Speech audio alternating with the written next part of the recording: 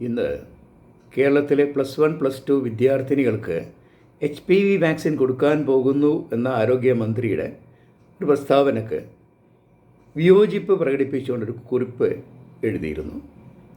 അത് ഇന്നത്തെ കേരളത്തിലെ സാഹചര്യത്തിൽ അതിനേക്കാൾ മുൻഗണന കൊടുക്കേണ്ടുന്ന 2-3 കാര്യങ്ങൾ അല്ലെ. ഏറ്റവും ആദ്യം ഏതാണ്ട് 26ഓളം ആളുകളുടെ മരണം ഉണ്ടാക്കിയിട്ടുള്ള കഴിഞ്ഞ വർഷം, ഈ വർഷം 21 കേസുകളുടെ മരണം ഉണ്ടാക്കിയിട്ടുള്ള പേവിഷബാധയ്ക്കെതിരെ 15 വയസ്സിന് താഴെയുള്ള കുട്ടികൾക്കെങ്കിലും സുരക്ഷ നൽകുന്ന വാക്സിനേഷൻ, പ്രീ എക്സ്പോഷർ വാക്സിനേഷന് വളരെയേറെ മുൻഗണന കൊടുക്കണമെന്ന്. രണ്ടാമത് ഏതാണ്ട് 89ഓളം ആളുകളുടെ മരണം കഴിഞ്ഞ വർഷം ഉണ്ടാക്കിയിട്ടുള്ള ഹെപ്പറ്റൈറ്റിസ് എ, ലെപ്റ്റോസ്പൈറോസിസ് കഴിഞ്ഞ വർഷം ഏറ്റവും കൂടുതൽ മരണം ഹെപ്പറ്റൈറ്റിസ് എ ആണ്. ഈ വർഷം 47 മരണങ്ങൾ ലെപ്റ്റോസ്പൈറോസിന് ശേഷം രണ്ടാമത്തെ മരണങ്ങൾ ഉണ്ടാക്കിയിരുന്നത് ഹെപ്പറ്റൈറ്റിസ് എ ആണ്. ഒപ്പം തന്നെ കഴിഞ്ഞ 2 വർഷത്തോളമായിട്ട് മംസ് ഏതാണ്ട് 79,000-ഓളം കേസുകൾ കേരളത്തിൽ ഉണ്ടായിരിക്കുന്നു. ഹെപ്പറ്റൈറ്റിസ് ബി, ഇന്നലെ ഹെപ്പറ്റൈറ്റിസ് അന്തർദേശീയ ദിനമായിരുന്നു. അന്ന് നമ്മൾ കഴിഞ്ഞ ഏതാനും നാളുകളായിട്ട് ഹെപ്പറ്റൈറ്റിസ് ബി വാക്സിൻ ദൗർലഭ്യം ആയിരുന്നു ഇവിടെ. അതിന് പരിഹാരം കണ്ടെത്തുന്നതേ ഉള്ളൂ. ഇപ്പം നവജാത ശിശുക്കൾക്കും ആരോഗ്യ പ്രവർത്തകർക്കും വാക്സിൻ അവൈലബിൾ ആണെന്ന് കേൾക്കുന്നു. സ്വകാര്യ മേഖലയിൽ വെച്ച് വാങ്ങിക്കാനെങ്കിലും ഹെപ്പറ്റൈറ്റിസ് ബി വാക്സിൻ ഇപ്പോൾ ഏതെങ്കിലും ബ്രാൻഡ് വന്നോ എന്നറിയില്ല, വളരെ ഷോർട്ടേജ് ഉണ്ട്. ഇത്രയും ഏറെ പ്രാമുഖ്യമുള്ള കാര്യങ്ങൾക്ക് പരിഹാരം കണ്ടെത്തുന്നതിന് പകരമായിട്ട് HPV വാക്സിൻ നമ്മൾ നൽകുന്നതിന് പ്രാമുഖ്യം നൽകിയത് കണ്ടപ്പോൾ അതോട് യോജിക്കാൻ ആയില്ല. അപ്പോൾ എന്താണ് ഇത്തരത്തിലുള്ളൊരു പിന്തിരിപ്പൻ ആശയം എന്നുള്ളത് പറയുമ്പോൾ ആ നിലപാട് എന്തുകൊണ്ട് എടുത്തു എന്നൊരു വിശദീകരണത്തിൻ്റെ ആവശ്യം തോന്നി. നമ്മൾ ദേശീയ തലത്തിൽ ഒരു വാക്സിൻ UIP, യൂണിവേഴ്സൽ ഇമ്മ്യൂണൈസേഷൻ പ്രോഗ്രാമിൽ ഉൾപ്പെടുത്തുമ്പോൾ ഒരുപാട് ഘടകങ്ങൾ കണക്കിലെടുത്തിട്ടാണ്. അതിലേറ്റവും ഉപദേശക സമിതിയുടെ ശുപാർശയാണ്. ദേശീയ തലത്തിലുള്ള technical advisory committee on immunisation, ദേശീയ തലത്തിൽ ഉപദേശക സമിതി അത് ശുപാർശ ചെയ്യുന്നെങ്കിലും നടപ്പിലാക്കുന്നത് സർക്കാരാണ്. സർക്കാർ നടപ്പിലാക്കുകയോ ഇല്ലയോ എന്നുള്ളത് അവരുടെ സാമ്പത്തിക സ്ഥിതി കൂടി കണക്കിലെടുത്താണ്. ദേശീയ ഉപദേശക സമിതി HPV വാക്സിൻ ഉൾപ്പെടുത്താം എന്ന് നിർദ്ദേശിച്ചു എങ്കിലും പലപ്പോഴും അത് UIP ഷെഡ്യൂളിൽ വരാൻ വളരെയേറെ ബുദ്ധിമുട്ടാണ്. കാരണം ഒരു വർഷം 2.7 കോടിയാണ് ജനം ജനിക്കുന്നത്. 9 തൊട്ട് 14 വയസ്സ് വരെയുള്ള കുട്ടികൾ കണക്കിലെടുക്കുകയാണെങ്കിൽ ഏതാണ്ട് 13 കോടിയോളം വരും. ഒരു സിംഗിൾ ഡോസ് ക്യാമ്പയിൻ മോഡിൽ കൊടുക്കുകയാണെങ്കിൽ പോലും 13 കോടി കുട്ടികൾക്ക് ഒരു തവണ കൊടുക്കാൻ പോലും ആ പ്രായത്തിൽ 2 ഡോസാണ് കൊടുക്കേണ്ടത്.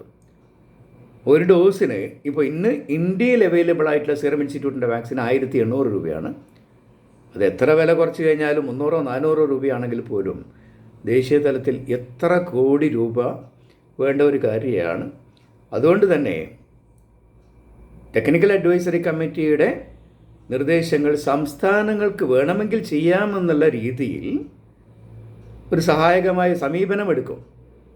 ഇന്ത്യയിലെ മറ്റ് സംസ്ഥാനങ്ങളിലും അത് ഏറിയും കുറഞ്ഞ് നടപ്പിലാക്കാനുള്ള ശ്രമം നടത്തിക്കൊണ്ടിരിക്കുന്നു. പക്ഷേ ആ സഹായം എന്നുള്ളത് പലപ്പോഴും വാക്സിൻ വില കുറഞ്ഞ് പ്രൊക്യൂർ ചെയ്യാനുള്ളൊരു ഫെസിലിറ്റി ഉണ്ടാക്കി കൊടുക്കുന്നതിനപ്പുറം സാമ്പത്തികമായിട്ടുള്ള സഹായം കേന്ദ്രത്തിൽ കിട്ടാൻ സാധ്യത കുറവാണ്.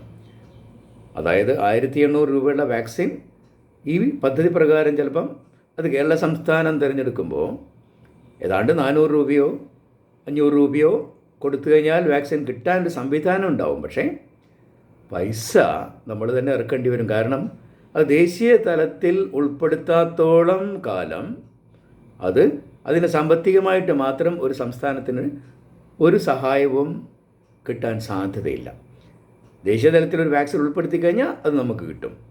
അല്ലാതെ പാർഷ്യലി ഏതെങ്കിലും സംസ്ഥാനത്തിന് സാമ്പത്തികമായിട്ട് കൊടുത്തിട്ട് സഹായം ഉണ്ടാവില്ല. വാക്സിൻ്റെ വില കുറച്ച് കിട്ടാനുള്ള സംവിധാനം ഉണ്ടാവും. അപ്പോൾ അത്തരത്തിൽ നമുക്കൊരു ഒരു സംവിധാനം ഉണ്ടായി 400-500 രൂപയ്ക്ക് വാക്സിൻ നമുക്ക് കൊടുക്കാൻ പറ്റുമെങ്കിൽ ഇവിടെ അത് ഇംപ്ലിമെൻ്റ് ചെയ്യുന്ന കാര്യം നോക്കൂ. നമ്മൾ 9 to 14 ഇയേഴ്സിലെ കുട്ടികൾക്ക് അല്ല മന്ത്രി പറഞ്ഞിരിക്കുന്നത്, +1 +2 ആണ്. 9 to 14 ഇയേഴ്സിൽ 2 ഡോസാണ്. 15 വയസ്സിന് മേലുള്ള കുട്ടികൾക്ക് 3 ഡോസ് വാക്സിനുകളാണ് വേണ്ടത്. ഈ പറഞ്ഞ +1 +2 കുട്ടികളുടെ എണ്ണം നോക്കിക്കഴിഞ്ഞാൽ ഏതാണ്ട് 7-8 ലക്ഷം കുട്ടികൾ കാണും. അതിൽ പെൺകുട്ടികളാണെങ്കിൽ 4 ലക്ഷം 3.5 ലക്ഷമെങ്കിലും കൂട്ടിക്കാം. അത്രയും പെൺകുട്ടികൾക്ക് 3 ഡോസ് ഈ വാക്സിൻ കൊടുക്കണമെങ്കിൽ ഒരാൾക്ക് അതിൻ്റെ സംസ്ഥാനത്തിന് എത്ര സാമ്പത്തിക ചെലവ് വരും? ആ ഒരു കാര്യം നമുക്ക് വേണ്ടത് തന്നെയെങ്കിലും അതിനേക്കാൾ പ്രാമുഖ്യമുള്ള കാര്യങ്ങൾ ഇവിടെ ഉണ്ട്. ഇത്രയേറെ മരണങ്ങൾക്കിടയായിട്ടുള്ള വാക്സിനുകൾ കൊണ്ട് തടയാവുന്ന കാര്യങ്ങൾ അത് നടത്തി കഴിഞ്ഞ് മതി നമ്മൾ ഈ HPV വാക്സിനെ പറ്റി ആലോചിക്കുന്നത് എന്നുള്ളത് കൊണ്ടാണ് മന്ത്രിയുടെ തീരുമാനത്തോട് വിയോജിപ്പുണ്ടായത്. നമുക്ക് ആദ്യം വേണ്ടത് ഏത് വിധേനയെങ്കിലും 15 വയസ്സിന് താഴെയുള്ള കുട്ടികൾക്ക് സുരക്ഷിതത്വം ഒരുക്കാൻ വേണ്ടി IDRV ഇൻട്രാഡെർമൽ റാബീസ് വാക്സിൻ കൊടുക്കുമ്പോൾ 1 ml ഉള്ള ഒരു കാര്യം ദേശീയ പദ്ധതി അനുസരിച്ചാണെങ്കിൽ 3 ഡോസ്, WHO ആണെങ്കിൽ 2 ഡോസ്, 0.1 ml മതി ഒരു ഡോസിന് കൊടുക്കാൻ.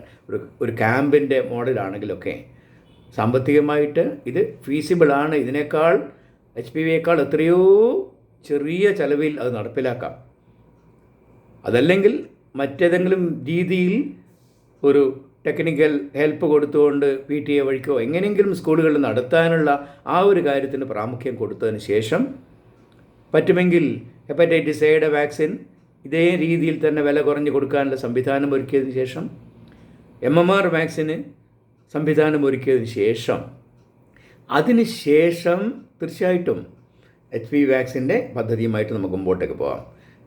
ഈ ഒരു ഘട്ടത്തിൽ HPV വാക്സിൻ്റെ കാര്യത്തിന് അല്ല മുൻഗണന കൊടുക്കേണ്ടത് എന്നുള്ളത് കൊണ്ടാണ് മന്ത്രിയുടെ തീരുമാനത്തോട് എനിക്ക് വിയോജിപ്പുള്ളത്.